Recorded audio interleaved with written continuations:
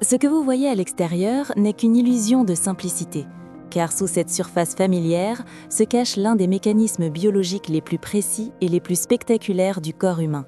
Et ce que la science a découvert à ce sujet dépasse largement ce que l'on imagine au premier regard.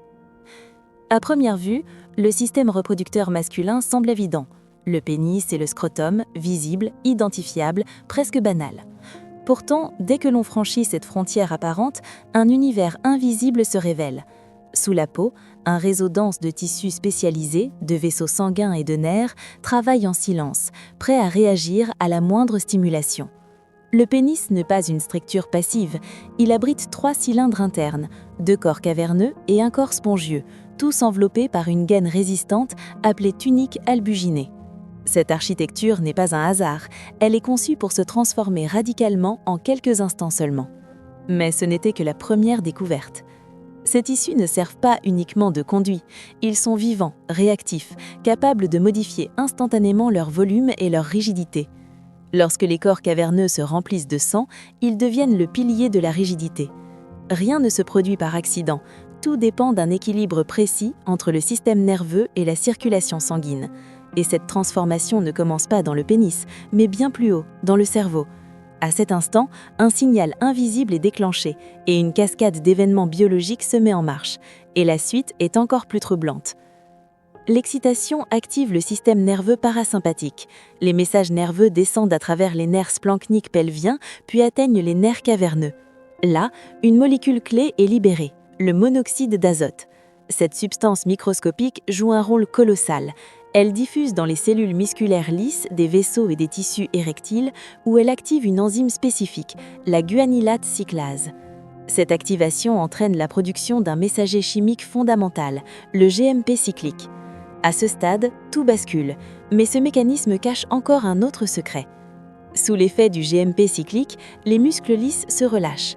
Les artères, jusque-là contractées, se dilatent brutalement. Le flux sanguin augmente de façon spectaculaire, atteignant des niveaux jusqu'à 40 fois supérieurs à l'état normal. Les corps caverneux et le corps spongieux se gorgent de sang, gonflant contre la tunique albuginée, qui, arrivée à sa limite d'élasticité, transforme l'ensemble en un véritable système hydraulique fermé. Cette pression n'est pas seulement impressionnante, elle est essentielle. Mais comment cette rigidité peut-elle durer ? À mesure que les tissus se dilatent, ils compriment les veines situées à la périphérie du pénis. Cette compression empêche le sang de s'échapper. C'est le mécanisme d'occlusion veineuse. Le sang est piégé à l'intérieur des chambres érectiles, maintenant la rigidité.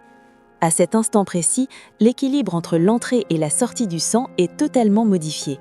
Ce phénomène est si central que lorsqu'il se dérègle, des situations anormales comme le priapisme peuvent apparaître. Et ce n'est pas un détail anodin. Mais le corps possède aussi un système de contrôle.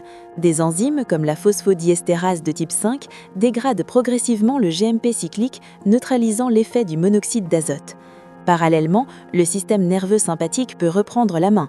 Il libère de la noradrénaline, provoquant la contraction des muscles lisses et la réduction du flux sanguin. Même les hormones interviennent. La testostérone renforce la production de monoxyde d'azote, soutenant ainsi l'ensemble du mécanisme. Chaque acteur a un rôle précis et le moindre déséquilibre peut tout changer. Lorsque l'excitation s'estompe, le processus s'inverse.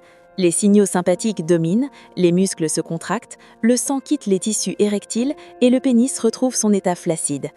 Ce cycle, du déclenchement cérébral à la réponse vasculaire finale, repose sur une chorégraphie moléculaire d'une précision extrême.